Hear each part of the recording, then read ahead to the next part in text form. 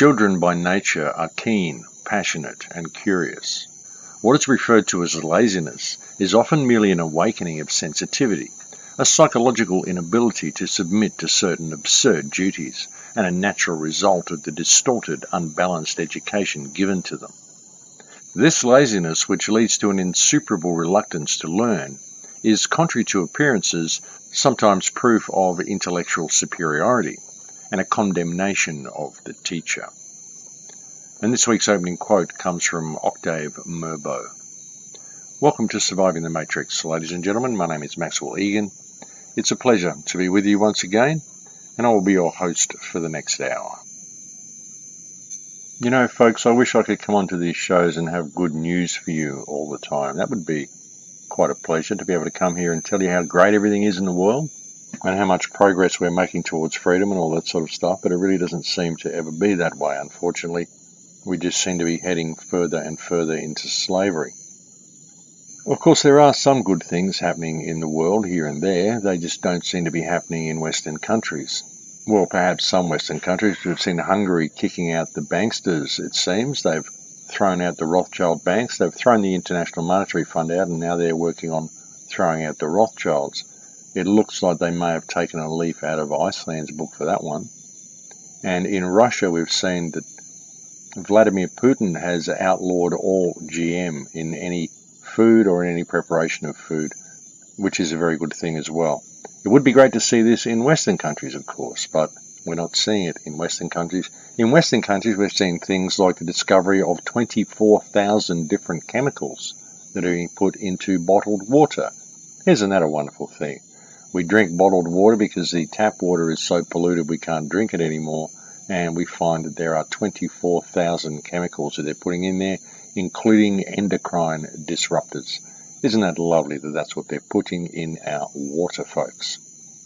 I tell you, we really are being attacked on all fronts, from all levels, in every single aspect of our lives. We are being attacked through our food, through our water, through our air, through the rubbish that they feed us on the television, the electromagnetic soup they've got us swimming in from the digital mobile phone world that everybody's locked into, and it just seems to be never ending. It's certainly never ending in Australia. There was a man pulled up just the other day. He arrived at the Gold Coast for a holiday with his girlfriend, and he was in a hire car. He just left the airport, and while he was pulled up at a red light, it was noticed by a police officer that he had a 13 tattooed on the side of his neck. And so the police thought they would pull him over and strip search him on the side of the road. 4 police officers totally searched the car. Very, very abusive to this man. He filmed the incident on his mobile phone, and the police told him that he had to stop filming or they would tase him. And then at the end of the incident, when they couldn't find anything to arrest him for, these police were so corrupt that they actually said, "We'll make a deal with you. If you delete the footage on your phone, we'll let you go. Otherwise, we'll confiscate your mobile phone for 28 days. Now, how is that, folks? That's just blatant corruption from police who've got nothing better to do than harass people and tell you that you're not allowed to video it and then try to make some sort of a deal with you. They're going to confiscate your phone if you do video their corrupt actions and video their abuse of office, their abuse of power, their terrorism that they just inflicted upon the public. Of course, they're doing so with the full permission of our dear Prime Minister, Malcolm Turdful, because he's a right-wing fascist. And this is what Australia is turning into, is in fact leading the Western world in absolute corruption, absolute fascism, and the police state that the global psychopathic elite have always wanted. We're really seeing it go forward in leaps and bounds in Australia, ladies and gentlemen. Like I said on the show last week, if you're thinking about holidaying anywhere, I certainly would not make it Australia, because you're likely to be harassed by the police as soon as you arrive, simply because they enjoy doing so. But it's okay, because it's all being done under the pretext of keeping you safe, of course. This is really what it's come down to, ladies and gentlemen. This is how corrupt it's getting. And if they can get away with it here, and the people of Apathalia don't stand up and do something about it, then I'll tell you right now that it's going to be extrapolated out to all the other countries in the Western world, because that's how they like to do it, ladies and gentlemen. But of course, there is light at the end of the tunnel, ladies and gentlemen, and that light comes in the form of the huge awakening that is happening around the world. And there really is a great awakening happening. Don't fool yourself that there isn't, because there is. Of course, it's happening for all the wrong reasons. It's happening because the control grid is so in everybody's face now that you really can't help but wake up. But at least it is bringing about an awakening. And if we can get a little bit of respect and unity happening in our respective communities, the awakening can be used to great advantage, ladies and gentlemen. But it really does come down to respect and unity, folks, and I think people are beginning to see that now. They are beginning to see that there is no victory in being a lone wolf in this situation. It's time to unite. It's time for us all to put down our stuff and stand up together. People are seeing this. They're seeing now that the system is so in their face that they simply can't combat it on their own. They do need the support of their neighbours. And that's the thing, folks. You know, if you've broken down these barriers with your community and you're friends with your neighbours, if you all know each other, then when one person in your street gets harassed, the rest of the street comes out to see what's going on, and they rally to your aid. And that's what we need to do. We've got to understand that the enemy that we're facing here is our own government. It's these people that have created this entire situation, folks, all the hardship in our local areas that we're seeing, plus all of the wars and all the rubbish that they've done around the rest of the world. It's very easy to see where the problem comes from. And when it's looked at in that way, then it becomes easy to see what the solution is. Our problem when looking at this situation, when we're attempting to find solutions, is that we're always looking for remedies that work within the parameters of the system. And sure, we do need to use parts of the system in as much as we need to use the legal fiction against itself. But really, in identifying the problems, all of the problems come from the top. I mean, I've said this so many times, all of the problems come from the politicians, and the politicians are in fact a criminal cabal. These are not reputable, responsible people of conscience. These are not good people who have your best interests at heart. These are not people who are working for the betterment of society. These are people who are working for the benefit of themselves, and that's all they're working for, ladies and gentlemen. They're working for the benefit of themselves and towards the benefit of the banksters that they ultimately work for. You know, we've got to understand that it's a cacistocracy, folks. We're dealing with a criminal cabal here that has maneuvered itself into a position of control and has adopted an air of respectability by wearing suits and presenting themselves as politicians and smiling and offering you rhetoric and saying all the right things. But ultimately it needs to be clearly understood that these people are mass murdering psychopaths. They're pedophiles, they're murderers, they're thieves. They are the worst type of criminal that we've ever seen on this earth. And these are the people that we are dealing with. So when attempting to find remedy, it's very important to keep that focus in your mind, to understand that you are dealing with an utterly ruthless criminal cabal that has the blood of tens of millions of people on their hands and who will stop at nothing to see their agenda pushed forward to its conclusion. And unless you're going to keep that clearly in focus when you're attempting to approach this system or find remedy to the situation that we're facing, then you're not going to get anywhere. You may make a little bit of headway here and there, but ultimately you're not going to get anywhere because you're not prepared to really look at the brutal, blatant truth of the situation that we're in. Political correctness, folks, is most people's problem.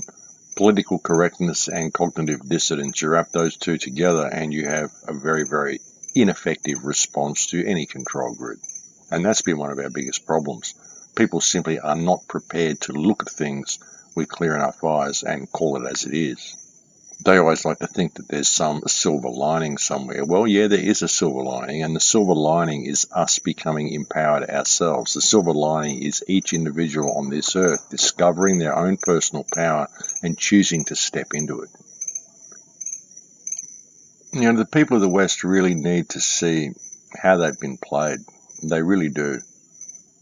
You know, we were given this concept of freedom, this manufactured freedom that we were given, which was really not freedom at all. It was simply freedom of choice.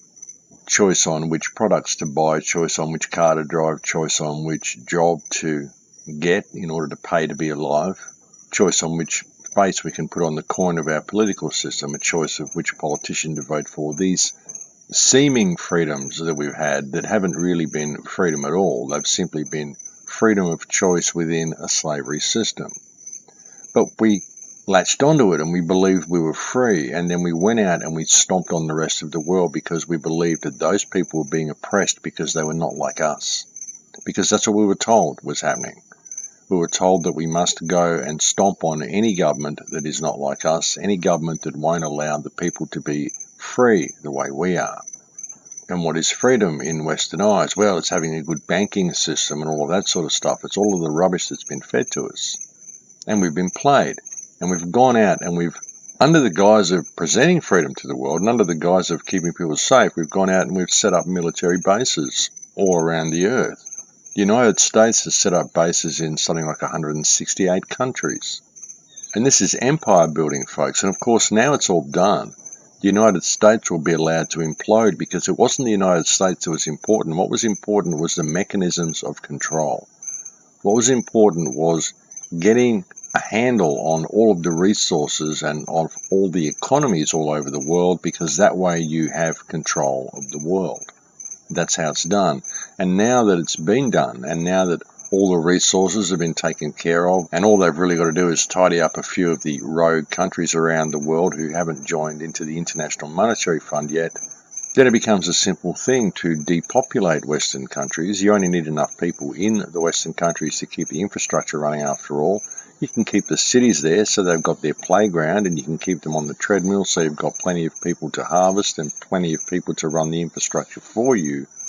And then you've got the third world as your supply basket. And you can just milk the wealth of the third world, steal as many children as you want, and keep that cesspool going so you've got this ever-renewing tide of humanity that's coming for you so you can keep harvesting the people as you need them. And that's the way it's all been set up. And you think about it, folks.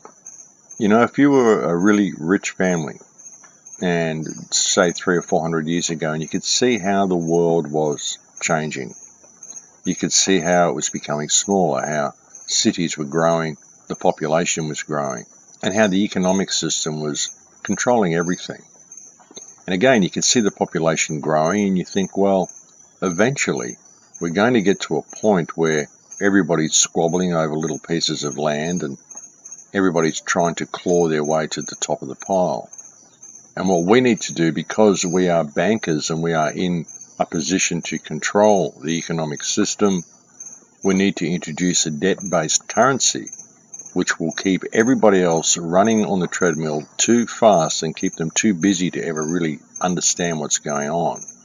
And we'll be able to consolidate our power. And we can set ourselves up in our big beautiful houses with our large estate buffer zones around them, and we can funnel all of the world's resources back to ourselves. And at that point the world simply becomes our playground. And the people will never know how they're being played, because over a period of generations they will become so locked into this economic system they will never ever know how they're being controlled, how they're being played, and how all their energy, all their lives, all their time is being harvested by us. And that's what they've done. And it's been very clever. And the system is coming openly online now is what the problem is. That's why we're seeing this massive police brutality in all of our countries. We are seeing everything they told us Nazi Germany was, only married together with technology into an electronic, a digital control grid that will be far, far worse than anything anybody could ever have imagined. And that's what these people have set up, folks, and that's what they're locking down now. But it is still providing an opportunity for us, because now it's in everybody's face, and that means we have the opportunity to actually heal the situation, because now we can actually identify the problem. And there's no real debate about what the problem is. People are beginning to understand that the conspiracy theories and the conspiracy theorists that they've been ridiculing for so many years were actually right all along. And sure, it's a pretty scary thing for many people to actually accept the reality of this, but now, as I said, it's in people's face to the extent that, well, it can't really be denied any longer. But again, folks, it does provide an opportunity for us to heal it, and I think people are seeing that as well. And what they're seeing is that, hang on a minute, it's just people that are doing this. It's just employees. It's just because they wrote stuff down on paper. But that doesn't make it law, that doesn't make it just, that doesn't make it right. I mean, anybody can write anything they want down on paper. It doesn't give them the permission to do it. And it certainly doesn't give them the permission to destroy the world, destroy the environment, and enslave humanity the way they've done, simply because they wrote it down on paper. And I think that's the reality that people are beginning to see. And it is a pretty stark awakening and a rude awakening to the fact that we're living in a paper-based control grid, whereby criminals do what they want because they write it down on paper that it's okay for them to do it, and people are beginning to see it for what it is. So it is a rude awakening, but it also is a great opportunity because it's a very empowering moment to realise that, hey, it's just people here. That's all that's really going on. That's all I'm really dealing with is just people. So there is no real problem because there's actually billions upon billions of people who are all feeling the same way about this. And the ones who are controlling us number in the very few. It's just that the police have been militarised and they've got all the riot gear and the good weapons now. So that should be a bit of a sign for people as well. I mean, why do you think your police need to wear all this stuff to protect themselves against the poor, hapless little public? You got these giant thugs in riot gear and Kevlar and with deadly weapons all over them, and they're doing this to keep you safe?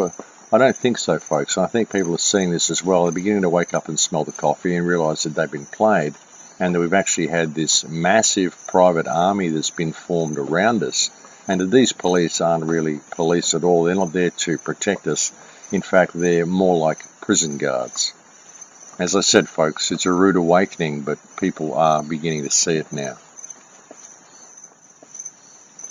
It really is quite a shame that it took this and it had to get this far before people could see the control grid in front of them, but I guess that's just the way it had to go. But there are positive things happening, folks. There is light at the end of the tunnel. People are banding together. As I said last week, we've got 15,000 people signed up to the Full Circle project now. And that's 15,000 people that are wanting to get active in their own community and form their own action groups and take it to the next level on the ground where they live. And there's also Ken O'Keefe's World Citizen Initiative. And he's got over the funding he needs for that. So I'm expecting to see some pretty fancy legal groundwork done now to establish some legal standing for the initiative he wants to launch. And if that works, folks, it's going to be a game changer as well. So there is a lot of good stuff. There are people out there that are willing to put themselves on the line to make a difference. And really, that's what it's about. That's what this time in history is. You know, it's a time when mankind chooses to make a stand. I really believe that. Well, at least it's a time when we're given the opportunity to make a stand if we choose to do so. And it is my great hope that that is the choice that we will make. It's certainly the choice that I've made, and it's a choice that I made long, long ago. I drew my line in the sand many years ago, folks. In fact, I think there are many, many people who did. And I think there are many more people who are drawing their lines in the sand right now. Don't believe that it isn't happening, folks. Don't believe that there isn't a great awakening happening. As the song says, the revolution will not be televised. And it certainly won't. The media will never tell you what people really feel. The media will never tell you what people are really doing, what they're getting up to. It will never really inform you of what's happening in your community. It will only tell you the information that the government and the media wants you to have. You know, the media has been hugely complicit in promoting this entire slavery system, in promoting all of these illegal wars and this entire police state coming online. It's the media that sold the whole thing to the public. But don't believe what they tell you, folks. Don't believe the control grid is all-powerful. Don't believe that there are billions of police out there that want to kill you. They're really outnumbered, folks, really. When you look at it, there's so many of us. And all we need is a little bit of common sense, a little bit of common decency, and a bit of unity for each other. And, of course, that isn't going to come until we learn to respect each other. And we need to understand that all these mechanisms of control and all these strategies that have been put in place to keep us at loggerheads with each other are all fiction. They're all part of the divide and conquer strategy, and it's been very effective. And we need to put it down, folks. We need to put it down now because there is a huge awakening happening, and it's a really wonderful opportunity. But again, the media won't tell you what's going on. They just don't do that. You know, they make you believe that control grid is all powerful. They make you believe that people are not active, and when they do get active, they just don't tell you about it. I mean, if the media did inform people what was going on in the world would not be in the situation that it's in today, and we wouldn't see the rampant crime that we're seeing in the world today. And when I'm saying rampant crime, I'm not talking about your average garden variety pickpocket or housebreaker or car thief. I'm talking about the real crime, such as in the UK and probably in other countries as well. I know it's happening in Australia, but in the UK, there are children being kidnapped by police at the rate of 1 every 20 minutes, 24 hours a day, 365 days a year.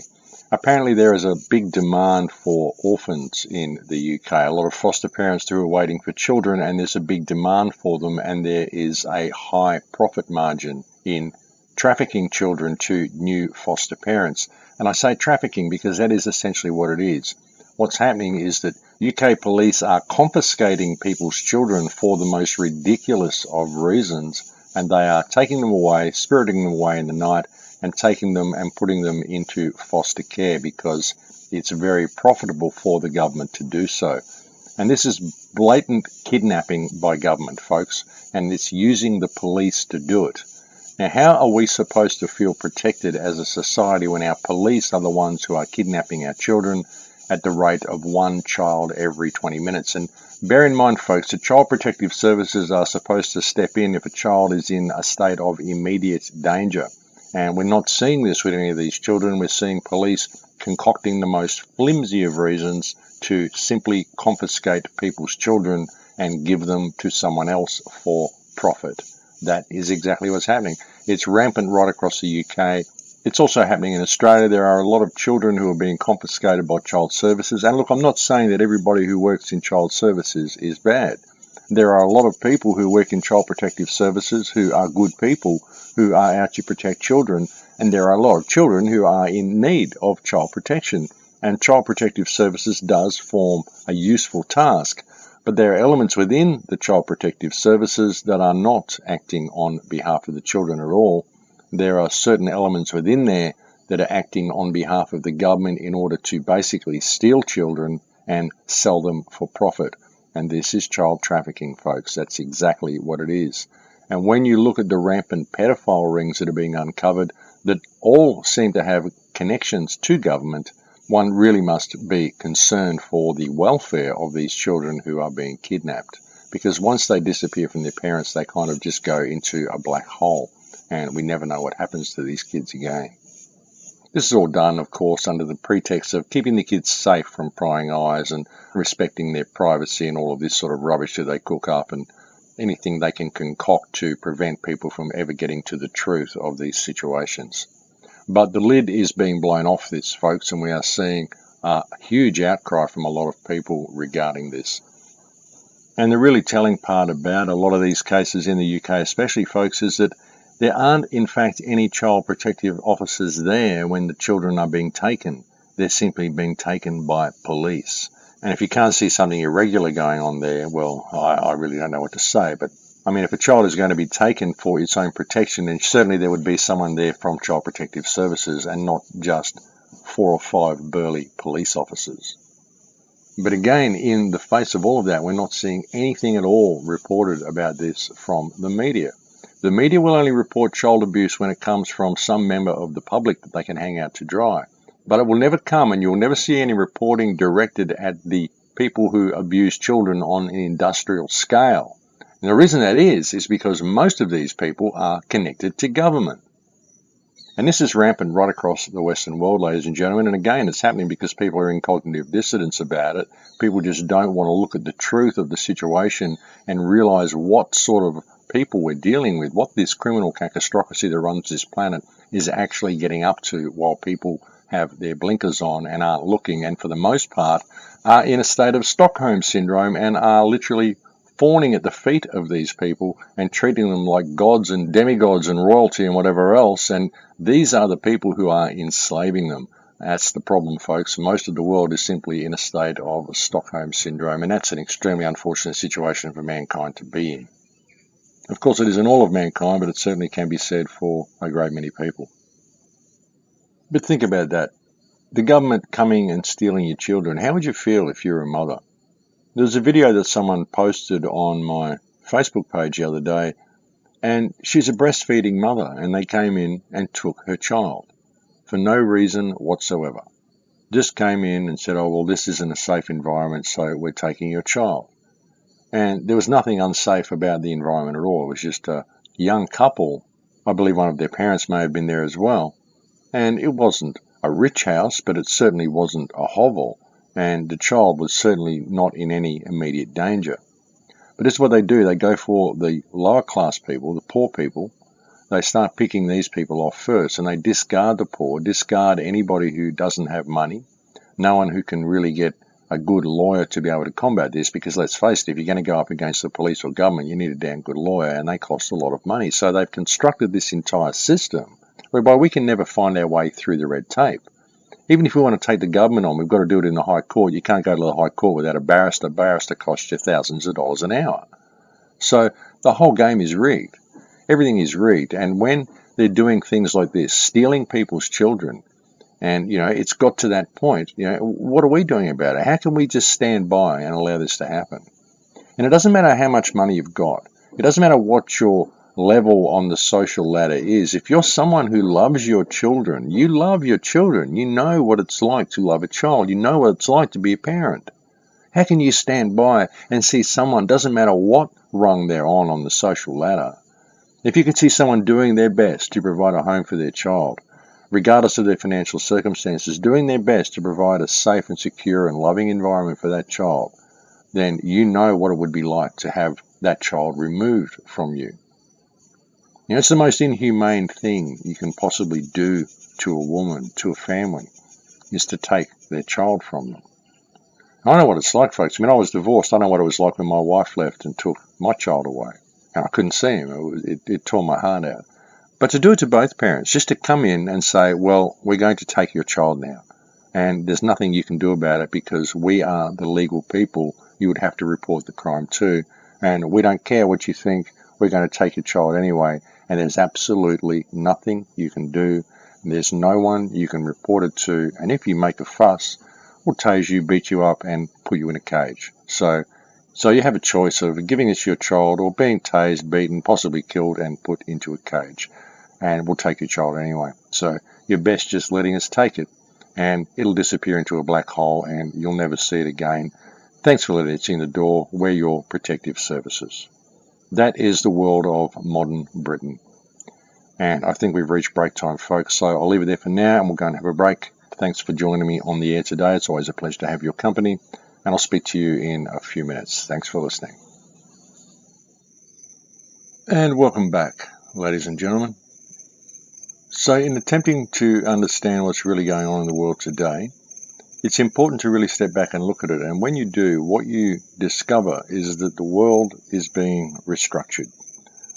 Basically, all societies and all countries are being restructured. As I touched on earlier in the show, imagine if you're a rich family and you set about to control the rest of the world and make it your oyster, essentially turn the world into your playground and basically enslave the rest of the people, and do it in such a way that the people would never realize that they were living in an open-air prison. Not until it got too late for them to ever be able to really do anything about it. And we're getting to that point now. The population is so large and it's so disconnected from itself. We've got massive amounts of people. It's all very well to say we have 7 billion people on the planet and there's only a handful that are controlling us, but the 7 billion that are on the planet are very, very disunited, and the few who are controlling the many are anything but disunited. In fact, they all work together and they make sure that they do.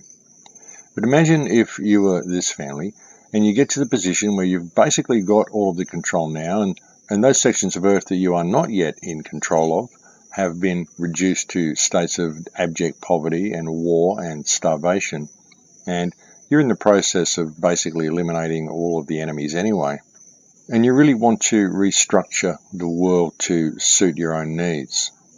Well, you've got this aristocratic few that have these big mansions and these massive buffer zones of estates all the way around them, all scattered across the earth. And you've got to look at what would be the most functional sort of a system for them to put in place on the bones of what is already here. Of course, that's what they're going to be building it on. You need some sort of foundation to build your new society. And of course, it will be built on the bones of the old one. So, looking at the world today and what it has been, what the structure of the world has been, and looking at where it's going now, what would be the most obvious thing for this ruling family or this ruling bloodline or this controlling hand to do from this point? And when looking at this, it's important to put it in perspective and realize this has been a very, very long-running plan, and they've gone to great lengths to set it up. You know, it's a plan that's been going on for about 300 or 400 years at least, the final stages of it, and certain things have happened to humanity in a certain way at a certain time for a certain reason. It's all been a particularly well-constructed series of events, and humanity has been played like a fiddle. And it isn't just Western civilizations that have been played, it's all of humanity. And that includes the third world and anybody that these banking cartels have been able to get their teeth into. Like most especially the third world, they've really been played. They've been manipulated almost beyond belief. But then so have the people in the West. Now, as I was saying earlier, they've got the world kind of set up now. They've got all the resources that are being funneled back towards them. They've got all the people enslaved to an economic system, and that's been a very, very important step, and a step that actually goes way back to at least 1302, when Pope Boniface created the first express trust, the Unum Sanctum Trust, and the three trusts that were created in the 200 years following that time by the Vatican, which basically took control of everybody's soul. And it was at that point, of course, that the Crown Corporation was formed, and the pirates were created, and the Crown Corporation went about destroying all the shamanistic cultures all around the world that it could, because the shaman would be able to identify psychopaths within the community, and also shamanistic cultures had no real need for money. They just didn't work that way. But they had to remove the shaman in order to bring this whole corporate system online. That actually goes back around about 700 or 800 years. So we're talking a very, very long-standing plan. But the final stages of it that have been put in place when the banking cartels took over in the late 1700s, well, not when they took over, but when they put their plan into effect in the late 1700s, that plan is coming to its final stages now. And that plan has always been about separating the world and homogenizing them. They've managed to separate the first world, the third world, divide it all into these different categories, the first world, the second world, the third world, the fourth world. And so that's kept the nations divided very nicely. And then they've gone about homogenizing all the rest of the world via the tool of multiculturalism. Multiculturalism has been a wolf in sheep's clothing, folks. It hasn't been about sharing cultures at all. It's been about homogenizing the world. I mean, it seemed all very nice and all very fair, and it seemed like we were helping out people from poorer countries, but we never really looked at why the countries were poor in the first place, which was because of the economic system that the West had enslaved them to, well, that the Vatican had ultimately enslaved them to anyway. And we've kept the West bamboozled by all the trinkets and baubles that they play with, and we've kept the third world in envy of the first world via their desire for all of the baubles and trinkets that the West play with, because the people in the third world only see the version of the first world that is shown to them on the television. They don't really know what it's like to live in the first world. They don't really know what the first world has had to suffer. They don't really see the oppression in the first world.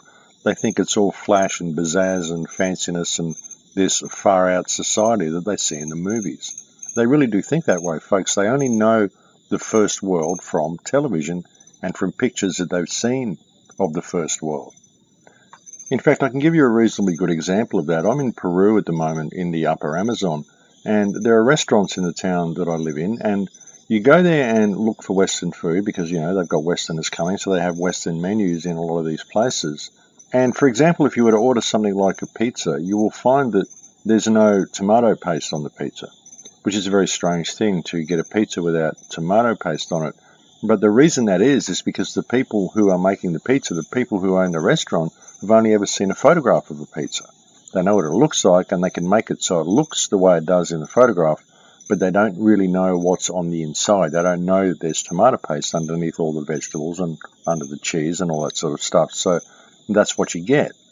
And so that's just kind of one example of the fact that many of the people in the third world simply don't know what the first world is really like. They've only seen it from photographs and from movies and from what the television has shown them.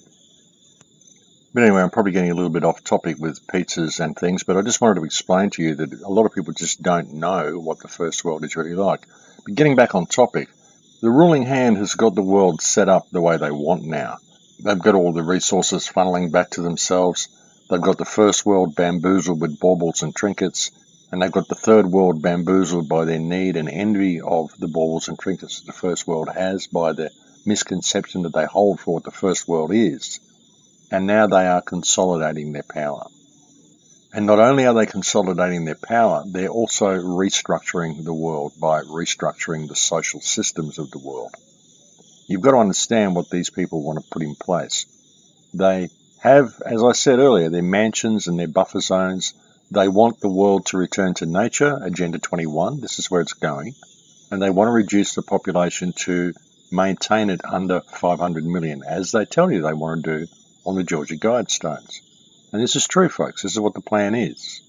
And it's interesting, too, because a lot of people support this plan. A lot of people say, oh, that's a good idea. Humanity should be maintained under 500 million because the world is overpopulated and we can't let that happen. But they don't realise that they are the ones that are going to be depopulated. I mean, there's 7 billion people on the world, folks. If we're going to reduce the population to maintain it under 500 million, well, who is it who makes the decisions about who are the ones to be depopulated? Do you think you'll be one of the ones that's chosen to be left behind? I don't think so, not unless you're someone who's willing to work under extremely poor conditions for a very low wage to keep the system going for the elite. If you're not someone like that, then you're going to be stomped on, and that's just the way it is. And look, you might be a hippie who thinks, well, this is great that they want to let the world return to nature and let the earth become a garden again, but don't think you're one of the ones who will be enjoying that garden. You'll be working in one of the factories or working one of the machines or doing what you're told. The garden will be off limits to you. It will only be available to the important people because they are the ones who know how to maintain things. Of course, it's humanity that brought about all the damage, so they can't let ordinary people go in and use the forests and all that sort of stuff. This will be for the elite to use, not for the ordinary people to use. But the elite will be able to go in there and just check things out to make sure everything is being maintained. Of course, they'll probably go in there and do a little bit of hunting as well. And if you go in there and try to complain about it, well, perhaps they'll just put you in there and hunt you as well. After all, who's going to know about it when the place is off limits to all but the elite? So they've managed to set this whole thing up, and it's taken them quite a long time, but it's been a very effective mechanism. They've managed to enslave the entire world to debt through the economic system that's run out of London. They've used the war machine of America to go out and stomp on the world and destroy all opposition to their plans. And now they're depopulating the Western world because they only need enough people in the Western world to run the infrastructure for them. They've managed to put in this police state to keep everybody in check. We've seen the police state is just rampant in all of our countries. This isn't being done to protect us. It's being done to keep people in check and make sure everybody's walking between the lines. Make sure anybody who is a threat to the government is taken out immediately. This is why they've gone for the bikers in Australia, because the bikers had arms. The bikers were in fact the country's last line of defence against the government, should the government turn to fascism, which is exactly what it's doing, which is why they've targeted the bikers. But of course they've done it with legislation that is so broad that it can be used to target any group of 3 or more people that happens to band together to become active in any way at all. And they've done this by coining terms such as anti-government extremist and domestic terrorist, which they've used as a term for people such as those who protest coal seam gas wells and coal mines and logging and anything else the government wants to do. So they managed to put the whole mechanism in place. And they've done it under the guise of protecting us from terrorism. That's what this whole global terrorist threat has been all about. That's what this anti-Muslim hysteria, this Islamophobia that the press has been stirring up while telling you not to hate Muslims has been all about. It's all been a very, very cleverly laid and well-played plan. But these people are in control now. They've got their positions of power. They've got their castles that they live in. And they've got the world basically set up the way they want it. So what would be the next move? Well, they don't really need Europe to be the way it is. You can't have all these countries out there exercising their autonomy. So you need to just basically turn Europe into a cesspool. which is what they're doing through this whole manufactured refugee crisis. And you think about it, folks, Europe isn't really playing much of a role on the world stage as far as control goes. I mean, sure, you've got the EU, which is keeping all of those nations in check, and it's milking the wealth of countries such as England and Ireland, but it's not really a player as far as the control mechanism goes. The United States is a player because it's got the military hardware that's needed to go out and stomp on all of these countries. England is a player because it controls the monetary system. The Vatican's a player because it controls the religious system. And of course, Israel is a major player because it is Israeli influence that are basically destabilizing the entire world and making the whole police state possible. But if you were someone sitting in your castle and you wanted to control the world from this point, well, you don't really need America to be there anymore because you've got the whole global police state come online, so you can manipulate it from anywhere in the world, really, because it's really coming online as one global government. You just got to look at the uniforms of the police, folks. As I've said many, many times, we've got our police all around the world now wearing the same black Kevlar uniform. This is the global police force. So the New World Order is already here. It's just consolidating its power. America will stay there as a military machine because that's really all it's needed for. Europe needs to be destabilized and just basically turned into a washing machine for a while so that you can homogenize all of the races and merge them all into one race. You would allow a certain amount of autonomy to stay with the German people because you want the German technology. The technology that comes out of Germany has always been very, very world-class technology. They've led the way in many types of machinery for many years. So you want to keep a handle on that and allow that to continue. You need to have England remain where it is and remain basically the same, just oppress the people a lot, and that's already happening, but you've got the royal family there, so you're not going to see England get into too much difficulty. Of course, they'll depopulate in England, but they're already doing that through the economic system, and that's the way it will be done in most Western countries. It will be done economically. That's another form of depopulation, and that's already well underway in countries like the UK. America will have the population reduced to the point that they just have enough people there to run the war machine and run the refineries and keep the minerals and resources flowing. Basically set up the rest of the place as a theme park and turn it all into Disneyland. And at that point, it doesn't really matter which government runs America. It could be China, it could be anyone runs America, as long as it's set up the way they want it set up. It will have some sort of government running it. It will still exist as America, but it just won't be what it is today. And again, we're already seeing that well underway in the United States as well. Australia will be turned into a mine because you can funnel a lot of resources back from Australia. There's a lot of stuff in that country that the people are going to want. And you've got the third world there as your playground. You can harvest as many people from the third world as you want, and it'll take a little while to bring them into the system that you've created, but their envy for the West will bring them into that system anyway before they know what it is. And we're seeing the police in these countries being militarized anyway. I mean, most of the third world is run by paramilitary regimes anyway, so they're kind of used to seeing people walking around with machine guns as it is. So it's not going to be too difficult to bring things online in the third world. And as I said, they'll do so and they'll welcome it simply via the envy that they have for the first world, because as the first world gets turned into more and more of a police state, it won't be presented to the people in the third world as being that at all. They'll just continue to see what they see on the television and what the movies tell them and what they see in photographs. And it's much more difficult to bring things such as a cashless society online in places like the third world. I mean, places like Peru, there's no way you could introduce a cashless society here because there's too many people living in situations of poverty. There's too many people who come in from the jungle. There's too many people who do business with very, very small amounts of cash. And were they not able to do that, they simply wouldn't be able to do business at all. You're not going to find a lot of these little shops in third world villages. And I mean, you see these shops, folks, you've got no idea that this is even a shop. Half of these places just look like a wooden shack with a colourful cloth out the front. You know, some sort of indication that it isn't just a dwelling. And you're not going to find people like this having credit card machines or scanners or anything like that. I mean, they don't even have electricity, so you're not going to be able to introduce a cashless society into the third world for a good many years yet.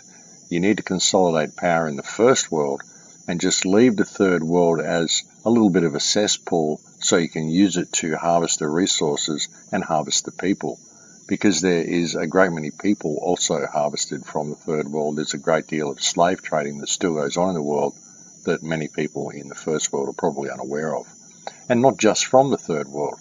There's slave trading that goes on from a lot of war-torn places. There's a lot of child trafficking that goes on, as I was touching on earlier in the show. A lot of this is even done by governments themselves. But there's also a lot of people trafficking, a lot of trafficking of women into prostitution in places such as Turkey in the Middle East, and even in the third world. There's women who are trafficked to these places from areas such as Ukraine and the Balkans, the war-torn areas of Eastern Europe and Russia, and places where people have been kept in a pretty volatile and extremely difficult situation. Many of these women have answered ads for online jobs or even bogus job agencies, and they've gone abroad to make money for their families.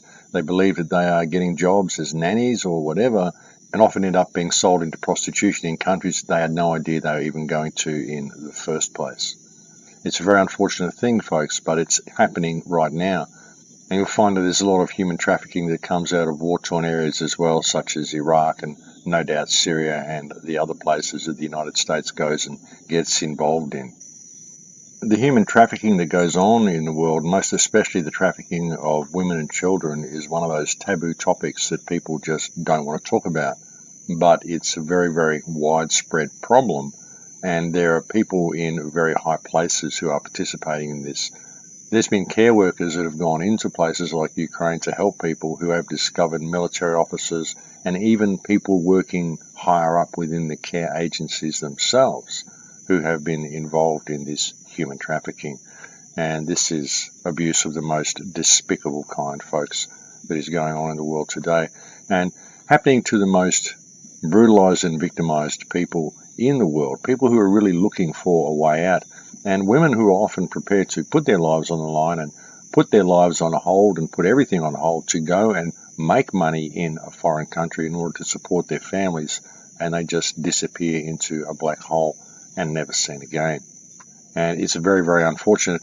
And as I said, many people will not talk about these issues, and it's kind of a taboo topic, and that is what causes it to perpetuate. You know, we see so many issues that we do touch on, but there's so many that we don't. And things that are despicable of a sexual nature are usually the things that we just don't want to talk about. We just don't want to open that doorway. It's somewhere we just don't want to go. It's something that disturbs too many people too deeply, I suppose, to really want to look at it. But I think we seriously need to shine the light on these issues, ladies and gentlemen, because otherwise they're never going to be healed. And that's what's needed, folks. The world needs healing. Human race needs healing, but it's not going to happen until people heal themselves, because that's really what needs healing, is human consciousness. And what needs to be healed is people's inability to see themselves, their inability to see the beauty of themselves. You know, that's where the healing has to happen. You know, ever since I started this show way back in 2008, when I first came on air, I spoke about how if we change what we are internally, how it ripples out to the outer world. You know, all these hippie sayings that we hear of, if you change the inner world, you change the outer world. Well, that works, but you have to apply yourself to it. You know, if you can see the beauty in yourself and you can apply that to the world around you, that's where the healing begins. You know, if we had a society that respected itself and respected the people around us, we wouldn't have this police state come online. It wouldn't be able to come online. We wouldn't have to stop it. And even now, we don't have to stop the police state coming online. All we have to do is know ourselves and step into that and respect those around us in our community and stand as one. And the police state can't come online because suddenly there's no reason for it to come online. You know, the government, the ruling hand, those who control the government, whoever you want to call it, they can only bring this system online if there is a perceived threat that creates the need for a police state to be there. They've done it through this spectre of terrorism, and everyone's buying into it through this Islamophobia. Even the alternate media, so many people in the alternate media are buying into it. They're buying into the Islamophobia. Even people in the alternate media, they're not talking about the Illuminati invasion of Europe. They're not talking about the Zionist-controlled invasion of Europe. They're not talking about the Kalergi plan. They're talking about the Muslim invasion of Europe. And that's not what it is. Muslims are not your enemy, and Muslims aren't invading Europe. Refugees and extremists are being pushed in there by Zionist elements. I guarantee that many of them are mercenaries. Many of them are just kids that have got a chip on their shoulder. Of course they have. We've been bombing their countries for the last 20 or 30 or 40 or 50 years. I mean, how do you expect these people to feel? But the whole thing has been contrived. And if we step into the respect that we should have for ourselves, then instantly we have it for others. That's just the way it works. As soon as you truly see yourself and know yourself, all the barriers break down between you and everybody else, and the world changes. And when we're in that state, there is no perceived threat. So what is the government threatening you with? They're only able to get away with it because so many people are buying into this Islamophobia, and so many people in the alternative media are pushing it as well. And it's a lie, folks. It's not real, it's not true. The only thing we have to fear is our governments, and the only thing we really have to fear is what will happen if we refuse to step into our power, if we refuse the opportunity to step into our power that this world situation is giving us. And it's handing it to us on a silver platter. And as I've said so many times, there's so many mechanisms in place now that we can use against the system that we just can't see the forest for the trees. Everything is there for us to heal this world if we could just know ourselves enough to actually want to do it. And realize that no one's coming to save you. There are no leaders coming to save you. There's no lone heroes that are going to step up and suddenly save the world. This is programming that people have had through all the movies. You notice all the movies, whenever there's a terribly repressive regime or a terribly repressive situation, there's always a lone hero who steps up and saves the day. Just look at any of them. Look at any action movie at all. There's always a lone hero, especially when it's a movie that is about global domination. There's always a lone hero that saves the day. Look at movies such as Equilibrium. There's a lone hero who saves the day. Look at iRobot. There's a lone hero who saves the day. All these movies have the lone hero who saves the day because it's a program that makes people think that there's a savior coming. Even from within the community, there's a savior coming. They don't realize that they are their own savior, but they have to be prepared to step into their power in order for it to happen. That's the thing that people are missing. You know, they just can't see the forest for the trees. They think that someone is going to save them. They think someone from the alternate community is going to come up with a master plan and suddenly we're all going to be saved. They think they don't have to participate, but they do. And as soon as they do, the world will change. That's the paradox of the whole thing, is that we can be saved really, really quickly, but we have to do it ourselves. And as soon as we stand up to do it, then I'm sure that other people are going to join in. I mean, I've certainly been trying for the last 8 years, and a lot of people have joined in. As I said last week, and I think I said this week, we've got 15,000 people signed up to the Full Circle Project now, and that's a very good thing. That's 15,000 people who want to make a difference. So it is happening, ladies and gentlemen. All you have to do is participate, and now's the time that you need to do it. But look, we're getting very close to the end of the show here now, ladies and gentlemen. As I've said a couple of times on recent shows lately, I'm speaking at Acapulco in Mexico. Actually, next week I'm going to Acapulco to speak at the Acapulco conference. That runs from the 19th to the 17th of February, so I hope to see you there. The gig that I had booked at Brighton Dome in the UK on March 6th has been cancelled, folks. I hope everybody knows that. I did put that out a couple of weeks ago, and I would like you to remember that. It's been cancelled. But I will be speaking at the Maitreya Festival in Victoria on March 11th through to 14th, I think, and also at the Free Your Mind conference in Philadelphia and at AV America in Portland, and they are both in April, so I hope to see you there. That is it for me, folks. I've completely run out of time for this week. Thank you to anybody who's ever made a contribution to the website.